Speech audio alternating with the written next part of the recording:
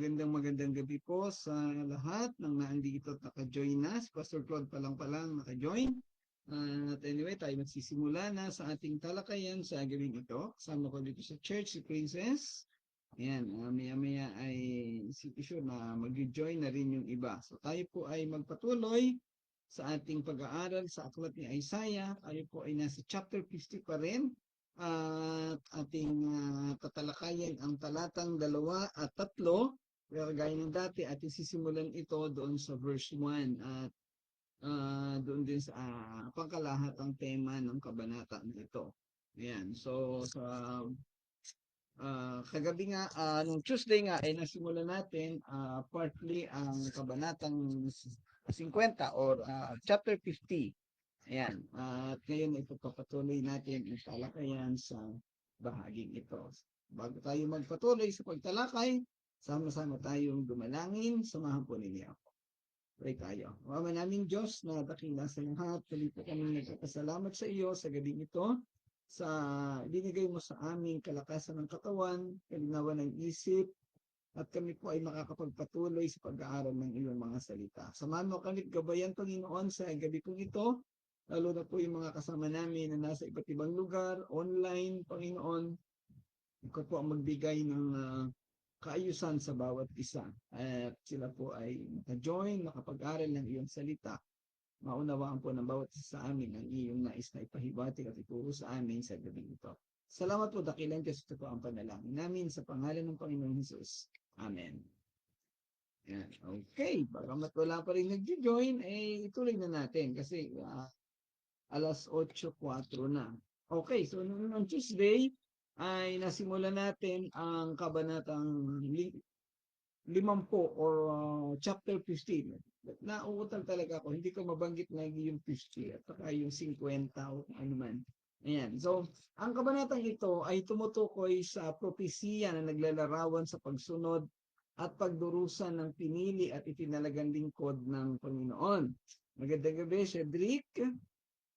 At ang sukdulang pagpapatunay ng Diyos sa naghihirap na lingkod. Binibigyang diin ng kabanata na anuman ang hirap na maranasan ng piniling lingkod ay mananatili ito sa pagsunod sa kanya. Hindi ito magsasawa o aalis sa paglilingkod at sa proseso ay hindi siya iiwanan o pababayaan ng Diyos. So generally, ang kabanatang 50 ay tumutukoy sa buhay o sa pagpili, sa pagtatalaga ng lingkod ng Diyos. At dahil siya ay bibigyan ng Diyos ng kapangyarihan, ng karunungan, ipapaunawa ng Diyos sa kanya kung ano ang dahilan at siya'y tinawag, at ganoon din ipapakilala din ng Diyos sa kanya kung sino siya, kung sino ang Diyos sa kanyang buhay. Kaya ito'y magbibigay ng kalakasan sa kanya at hindi nito iiwanan ng Diyos. Magpapatuloy siya maglingkod sa kabila ng mga mabibigat na sitwasyon o mga kalalagayan sa buhay. At sa dulo, mararanasan at mararamdaman ng lingkod na ito na ang Diyos ay kasama niya, hindi siya nito iiwanan. Sa buhay natin, sa practical na sitwasyon ngayon, napakarami na ng mga lingkod ng Panginoon na nakapagpatunay ng bagay na ito. Kilala natin si Pastor Nanding, lagi ating nakakasama, so siya ay naglingkod na sa Panginoon sa loob ng 50 taon. O yan, kagaya chapter 50, ano? Yan, 50 taon na siyang naglilingkod at hanggang ngayon ay nandun pa rin. At hanggang siya ay nabubuhay at kinakaya niyang huminga at hindi pa kinukuha ng Panginoon ay siguradong nandoon ang kaniyang paglilingkod. Ayan, so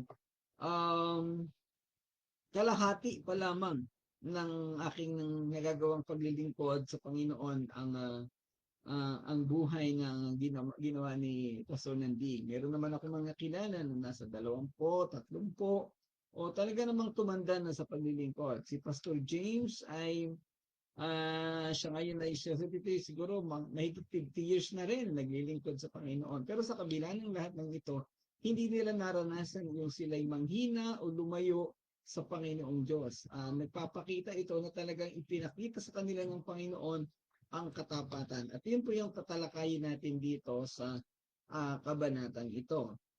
Yung verse 1 na tinalakay natin, sinimulan natin talakayin noong Martes, ay nagsasabi na pinalayas ko ba ang aking bayan ng isang lalaking pinalayas at hiniwalayan ang kanyang asawa. Kung gayon, nasa ng kasulatan ng ating paghihiwalay? Pinagtaksilan ko ba kayo para maging bihag ng amang nagbenta ng anak upang maging alipin? Yan, itong talatang ito, yung panimulang talata ng Kabanatang 50, ay tila nagpapahayag ng pagtataka ng sa Diyos. Siya'y nagtataka, siya'y nagtatanong, bakit napahiwalay ang Panginoong Diyos ang mga Israelita sa Kaniya?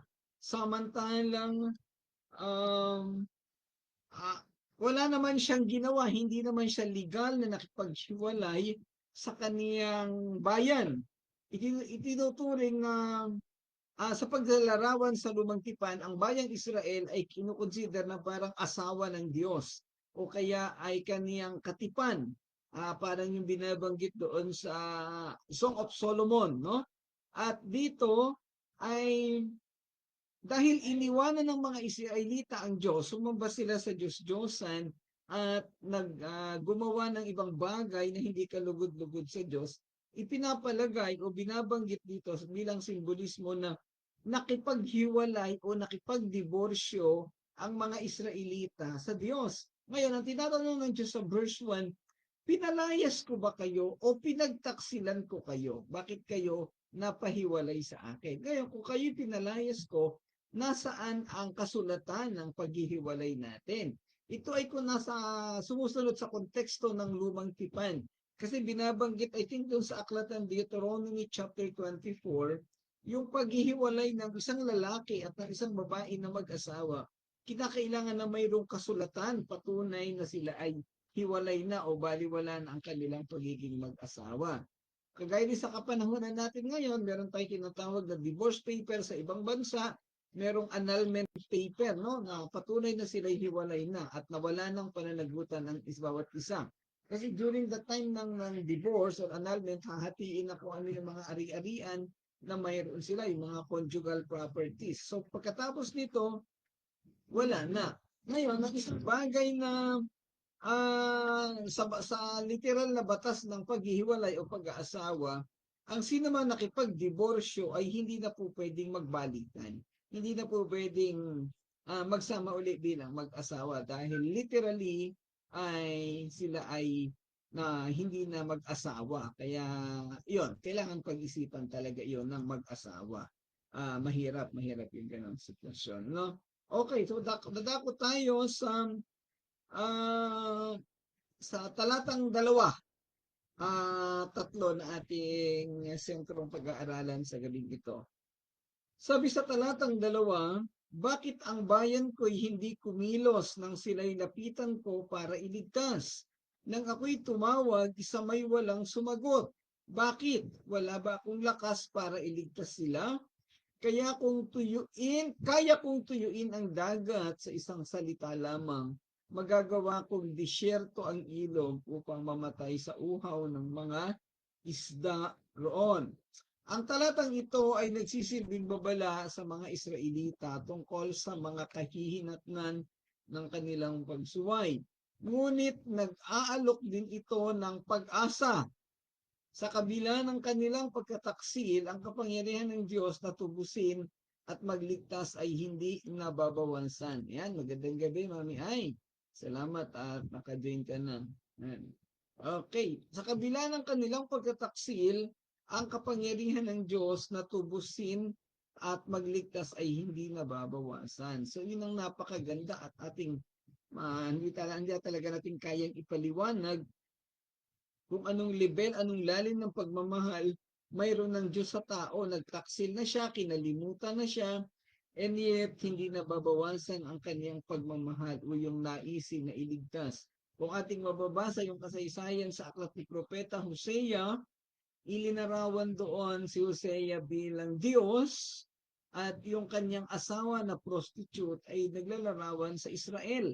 So pinakasalan niya yung prostitute, tapos iniwanan siya ng prostitute ng asawa, tapos kinuha niya pa rin uli o ilinigtas niya pa rin sa kapahamakan.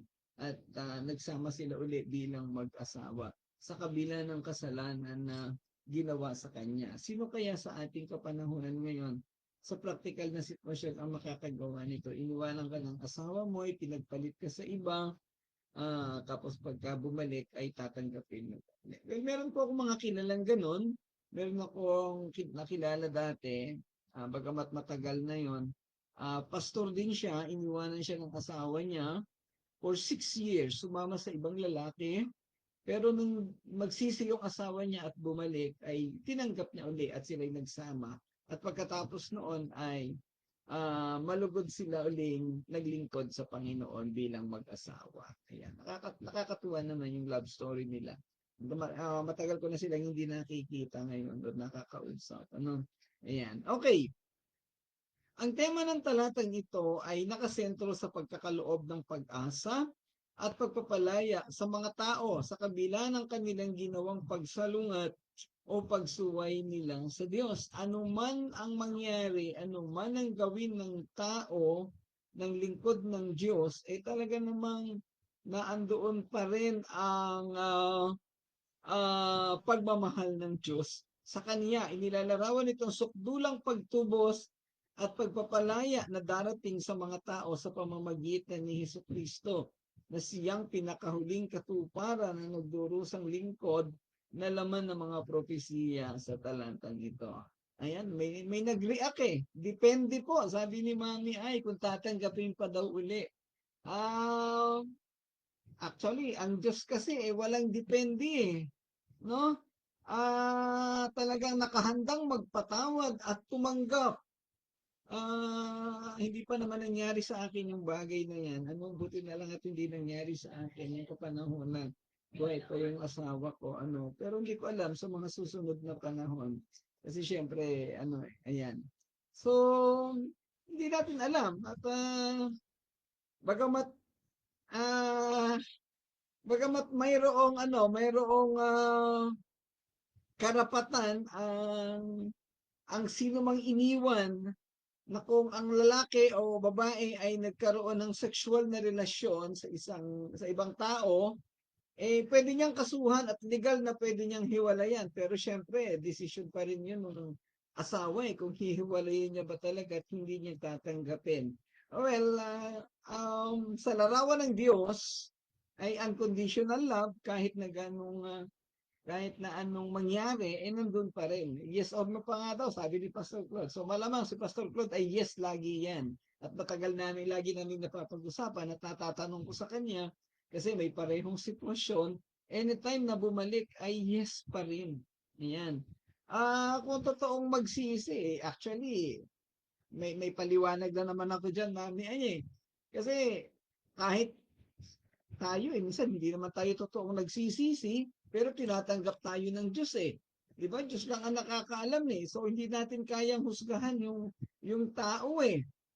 At paano natin masusukat yung true repentance sa buhay ng isang tao? Diyos lang ang nakakaalam nun eh. Kasi ang lahat ay pwedeng manloko, no? And anyway, tingnan natin at ipanalangin natin kung ano ang kaparaanan ng Diyos sa ating mga buhay sa ganyan. Ano? May pagkakataon na kailangan nating turuan yung mga tao na para matuto, para magtanda, pero may pagkakataon naman na ang pagkatuto ay makikita din sa pagkapakita ng totoong pagmamahal. Alam mo yung unconditional love, kagaya ni Propeta Hosea, kasi ipinakita niya talaga doon sa kasaysayan na kung gaano niya kamahal yung kanyang asawa. Prostitute, pinakasalan niya, pinakasamahan bilang asawa. Paggabi, tumatakas, sumasama sa ibang lalaki, nakikipag-talik, naging prostitute uli. Pero nung mapapahamak na yung asawa niya, ay tinanggap niya pa rin. So talagang unconditional love. Anyway, yun po kasi ay simbolismo ng pagmamahal ng Diyos sa Israel. Pero pwede natin gawin sa ating buhay sa kasalukuyan. Kung ang Diyos nga ay nakagawa, ay pwede rin natin gawin ang bagay na iyon. Pero ang katwiran naman ng iba ay hindi naman ako Diyos. Ayan nga, may kanya-kanyang pananaw. Ano po, siguro kung sa akin nangyari yun, walang pakundangan na parang prodigal son ay tatanggapin uli ang mga ganung bagay at sitwasyon. Ano po? Ayan, hindi natin alam kung ano mangyayari sa mga susunod na panahon. Okay, balik tayo sa ating pinag-uusapang talata. Ano po? Sa Sunday, pag-usapan natin maigi to, ano? Ayan, Pastor Claude, Mami ay, i-open natin sa Sunday itong talakayan na ito. Kung maglagay tayo ng argumento, tatanggapin ba o hindi yung nagkamali. Ayan. Magandang talakayan yan sa Sunday. Ano? Okay. Sa talatang ito, ang propetang si Isaias ay nagsasalita sa ngalan ng Diyos na nananaghoy, humihikbi sa hindi katapatan at pagsuway ng mga Israelita. Ang pangkalahatang tema ng talatang ito ay ang kapangyarihan at soberanya ng Diyos. Pwede nating ilay sa Sunday. Sige, para maghingi tayo ng mga ideas sa iba. Ang pangkalahatang tema ay kapangyarihan at soberanya ng Diyos at ang mga kahihinatnan ng pagsuway. Ang talatang ito ay naglalaman ng isang serye ng mga propesiya tungkol sa naghihirap na alipin o lingkod na kalaunan ay ipinahayag na si Hesus Kristo sa bagong tipan. Well, yung lingkod na ginagamit, ang binabanggit dito ay simbolismo o uri ni Kristo. Di ba nabanggit ko na sa inyo, habang ang Panginoong Hesus ay nakapako sa krus, may dalawang salita siya na binanggit na sumusukat sa kaniyang walang kondisyong pag-ibig. Ang una yung sinabi niya na, alam mo, nililibak siya, pinagparapiras yung kanyang damit, pinaghati-hatian. Ang sabi niya Ama, patawarin mo sila dahil hindi nila alam ang kanilang ginagawa. Di ba? Napakalalim nun. Kasi pero kung hinahamak na siya ano bang ano doon? Ano man na siya, parang binubusong na siya doon Linilibak siya. Pero bandang huli, pinanalangin pa rin niya yung mga tao na patawarin. At pangalawa ay yung yung doon sa nanampalataya sa kanya na magnanakaw. Sa kabila ng paghamak sa kanya nung tao na yon, nung una, bandang huli, ang pinangakuan pa niya na ngayon din na isasama kita sa paraiso.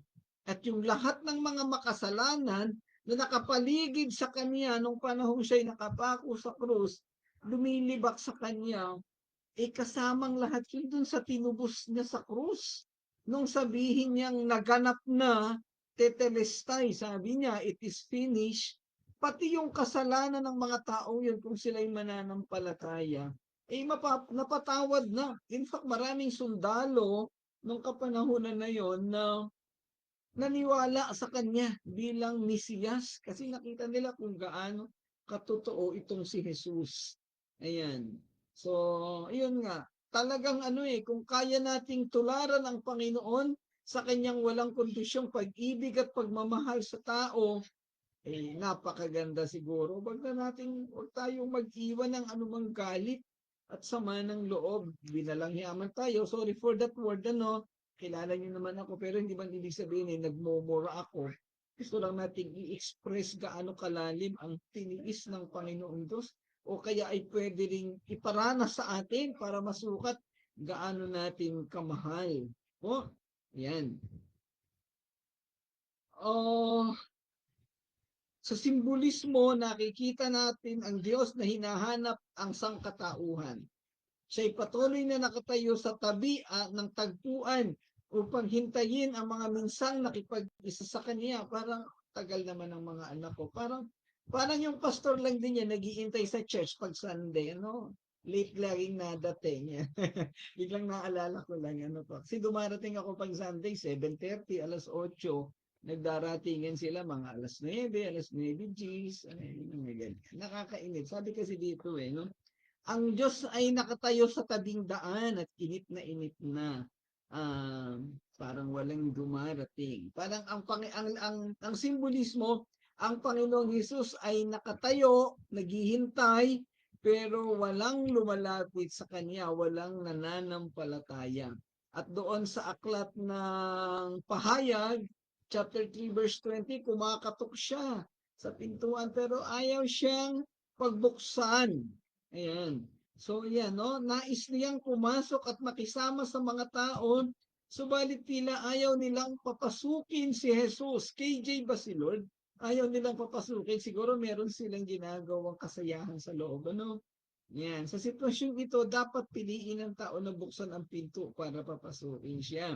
Ang pinto na nakasara kung saan kumakatok ang Panginoon ay simbolo ng iglesia na walang Diyos. Marami pong church na wala naman si Jesus Christ doon. O walang pananampalataya sa Panginoon ang mga tao. Patuloy siyang kumakatok sa pintuan at nag-aanyaya na siya ay papasukin upang makasama nilang kumain sa hapag. Subalit gaya ng karamihan, walang sino man ang gustong magpapasok sa kaniya. Kapatid, baka kumakatok sa iyo sa puso mo ang Panginoon. Well, yung mga naka-join dito, no? Hindi na kinakailangan katukin kasi kilala naman na ninyo ang Panginoon. Pero doon sa iba, ay pwede nating dalhin sa sitwasyon na kinakatok pa din sila ng Diyos. Kaya lang talagang maraming ayaw magpapasok sa Panginoon. Ayaw nilang maging born again Christian. Gaya ng mga Israelita, ang mga tao sa panahon ito ay abala sa maraming bagay kaya hindi nila naiisip ang katotohanan ng pangangailangan sa Panginoon. Isang paalala sa lahat ng tao. Sa panahon ni Noah, ang mga tao ay abalang-abala rin sa maraming bagay, gaya ng mga paglilibang, pagpapakasal, o pag-aasawa at pagtupad sa kanilang mga pangarap. Sa panahon ngayon ay parehong sitwasyon ang nangyayari. Napakaraming balita na masaya at nakakatakot at nagdadala ng pag-aalala sa mga tao na posibleng maglayo sa atin sa Panginoon at sa paglapit sa Kaniya. Alam nyo, posibleng ang mga balita ng korupsyon na nakakagalit o mga sakuna ng lindol, pagsabog ng bulkan, na nakakatakot at nakakapag-alala ay mga panlilin lang ng dyablo upang mawala o humina ang ating pananampalataya. Kasi pagka na ang tao, pagka nakarinig ng mga ganong balita, doon na nakafocus, doon yun na lang ang iniintindi. Kaya salit na intindihin ang biyaya at kabutihan ng pagsama sa Diyos, hindi na naiintindi. Doon na nakafocus sa mga nakakatakot na sitwasyon. Magandang gabi, Pastor Nanding. Salamat po sa inyong pagsama. Halimbawa, sa isang komunidad o pwedeng sa loob ng church, ang biglang pinag-usapan ay pagsabog ng bulkan o paglindol. West Valley Fault, East Valley Fault, o kung yung corruption ang tawag dito, yung flood control.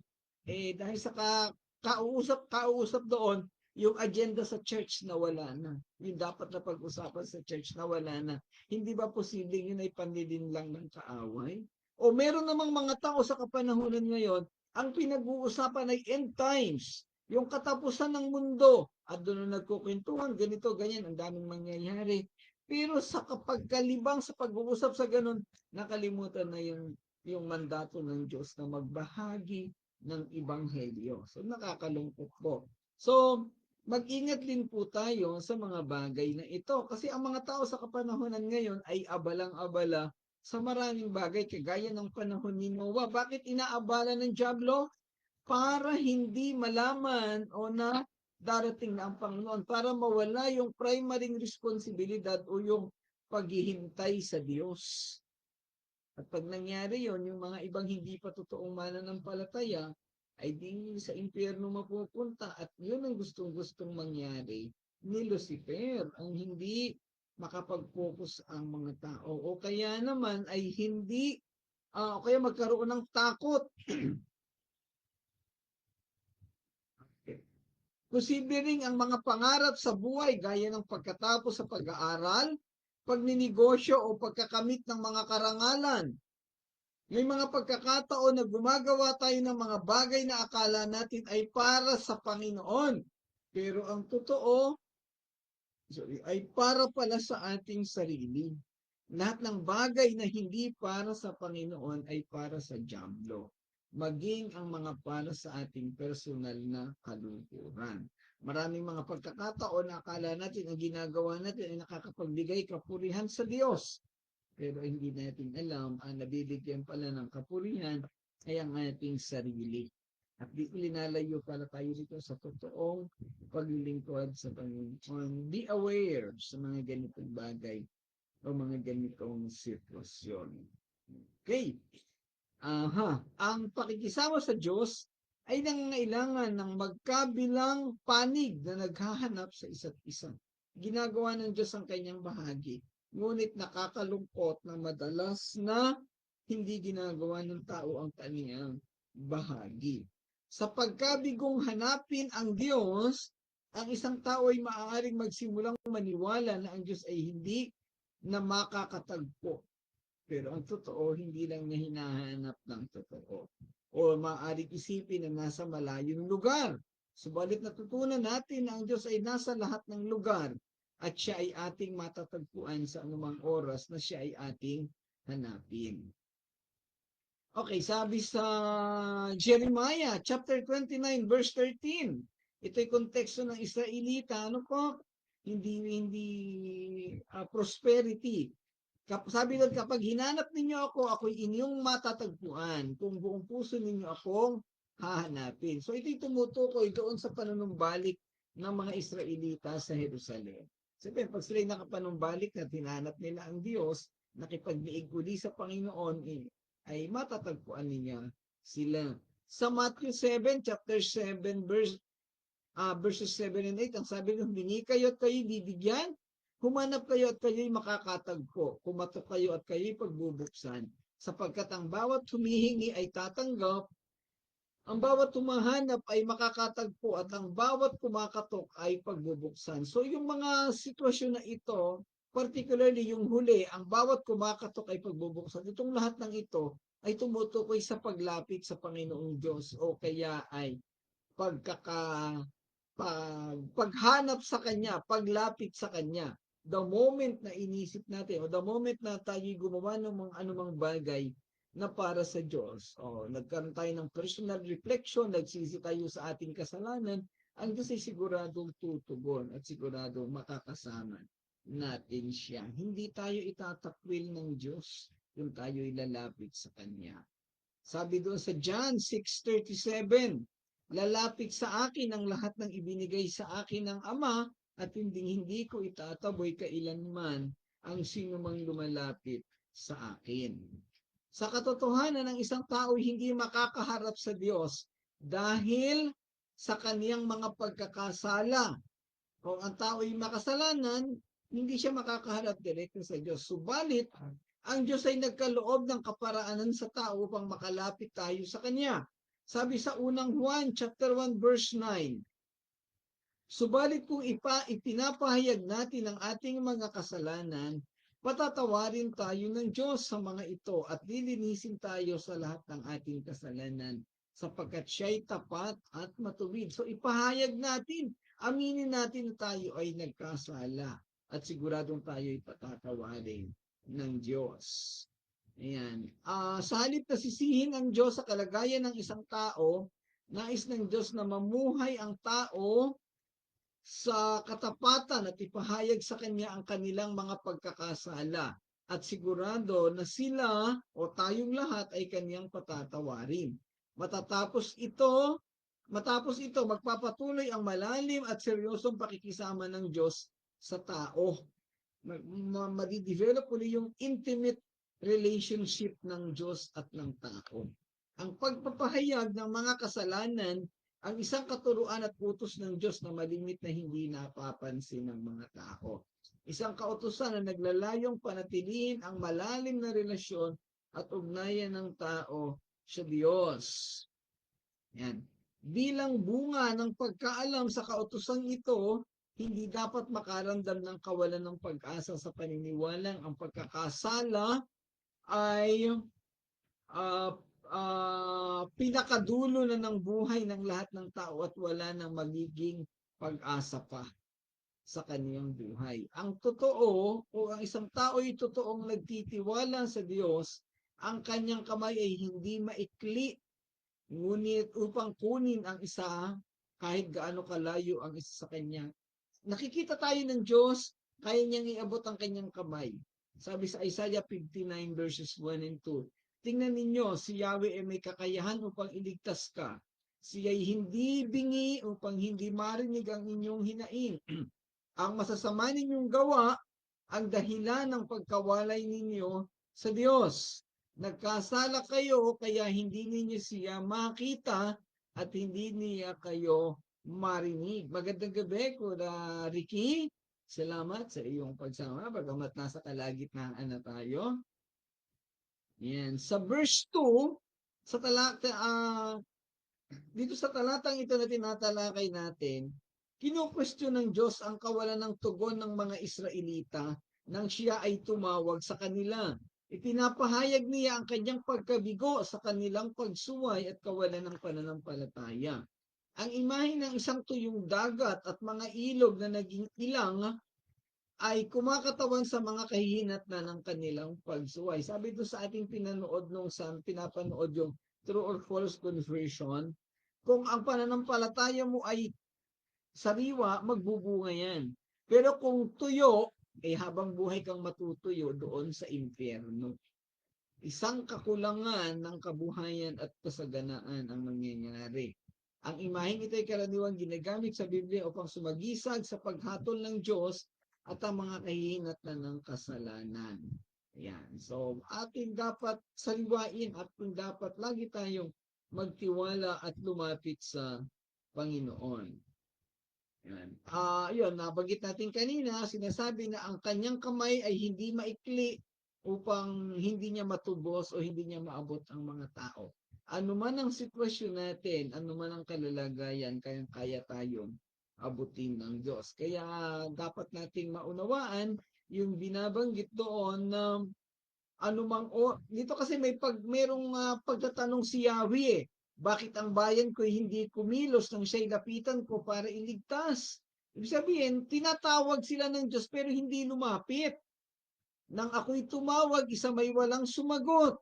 Nagpahayag ng ebanghelyo pero walang nanampalataya. Bakit? Na hindi sila naniniwala na kaya silang iligtas ng Diyos. Kayang gawin ng Diyos ang lahat ng bagay. Pero ang mga tao ay hindi naniniwala sa Kanya. Itong binabanggit sa talatang ito yung sitwasyon ng mundo natin ngayon eh. Maraming hindi naniniwala sa Diyos. Marami nang nakitang himala, naniwala sa himala, pero hindi naniwala sa nagbigay ng himala. Natuwa lang sila, adventure daw, may himala, may pinagkwentuhan. Pero hindi nila naisip na ito ay posibleng pagpapakita ng Diyos ng kaniyang kapangyarihan at pagbibigay ng panawagan sa atin na tayo ay manampalataya sa Kaniya. Okay, sa talatang 3, meron pa tayong oras. Ang bughaw na langit ay magagawa kong kasing itim ng damit panluksa. Well, ang talatang ito ay pagpapatuloy lamang ng binabanggit doon sa verse 2. Ito'y naghahatid ng minsay ng banal na paghatol, pagsisisi at pagtubos. Ito ay pagpapatuloy ng pagkahayag ng mga bagay na kaya niyang gawin na binabaliwala ng mga Israelita o nating mga tao sa kasalukuyang panahon. Nandiyan ang Diyos, kumakatok, nagpapakita na sa iyo, nagpapaunawa na, ayaw mo pang pansinin. Lumalapit na, nag-o-offer ng mga Bible study, ay talagang umaayaw pa. Meron tayong mga kasamang ganyan dito sa church. Lagi ko nang inimbita na magkaroon ng Bible study sa bahay, hindi nasagot. Yung oras daw ay hindi maintindihan. Inimbita lagi na pumunta dito sa church, talagang ayaw, wala talaga sa puso eh. Anong gagawin ko? Umabot na nga sa sitwasyon na halos pagalitan ko na, sabihan ko na ng mga masasakit na salita, wala pa rin epekto. Wala na akong magagawa sa ganoon. Panginoon na ang bahala sa kanila. At kung hindi man sila makarating sa langit, ay sila na yung may pananagutan nun at hindi na tayo. Yan. Sa King James, ginamit ang mga pagkahayag na ganito.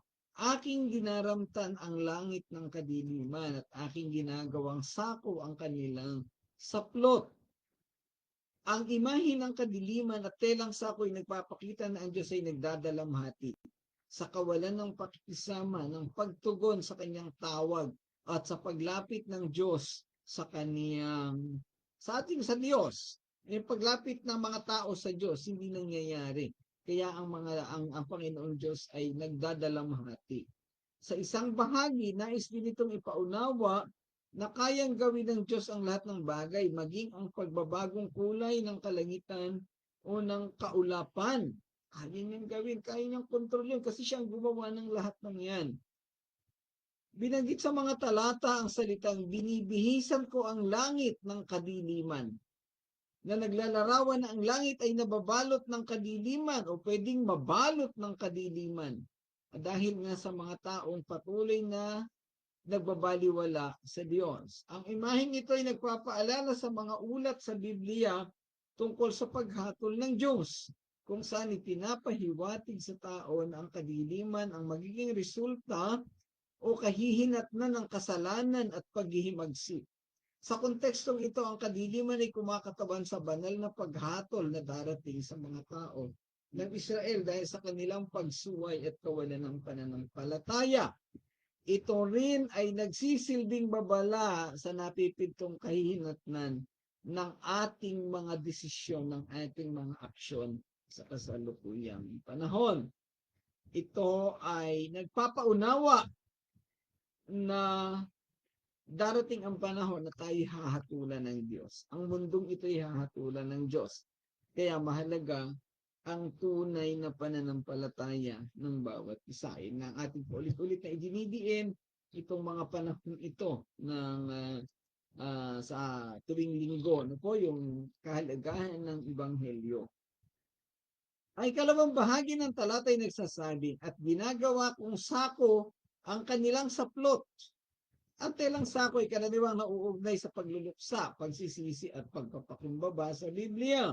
Si Haring David ay gumawa nito noong namatay ang kaniyang anak, I think si Propeta Isaiah ba o si Haring Hezekiah ang gumawa nito noong sila ay nasa panahon ng pakikipagdigma sa mga sa mga Assyrians, no?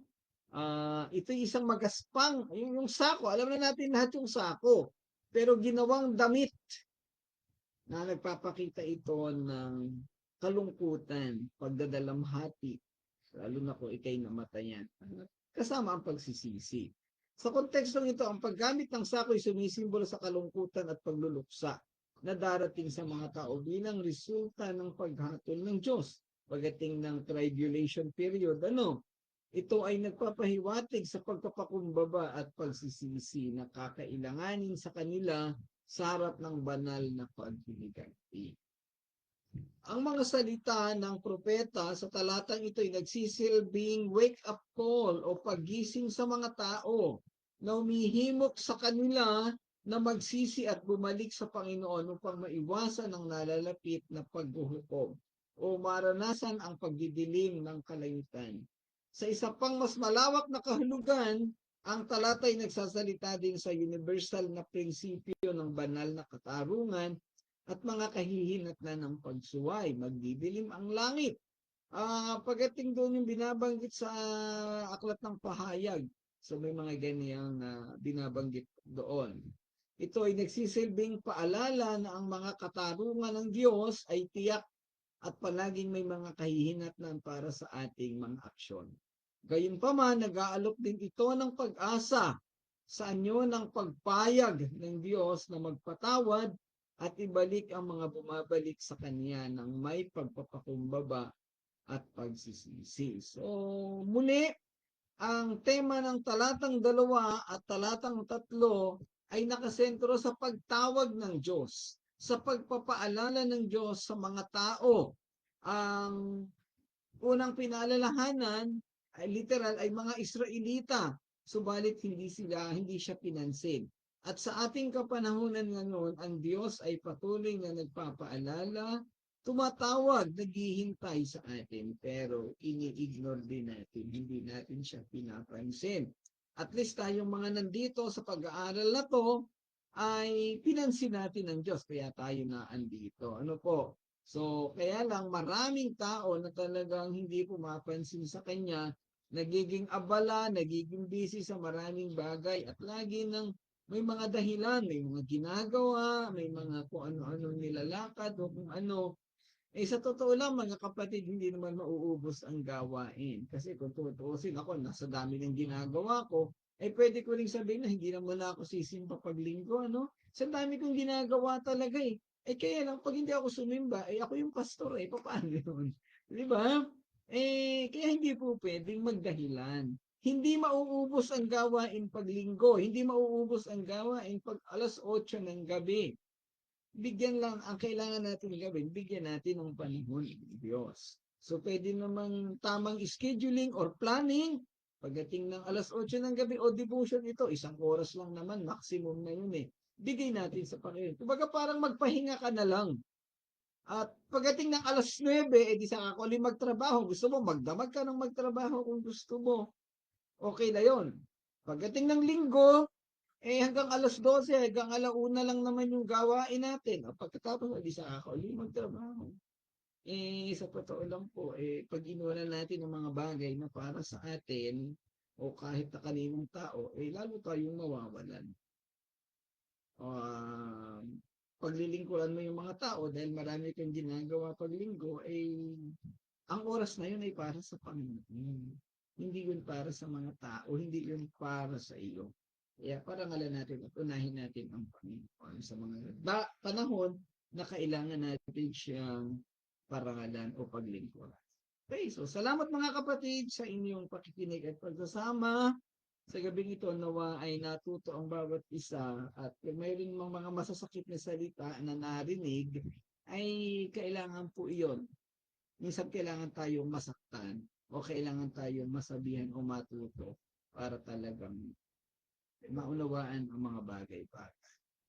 Ayan, okay. Kung may mga katanungan po, pwede magtanong, mag-message lang dito sa video o kaya ay i-chat ninyo ako personally para maipaliwanag ang mga bagay na hindi malinaw.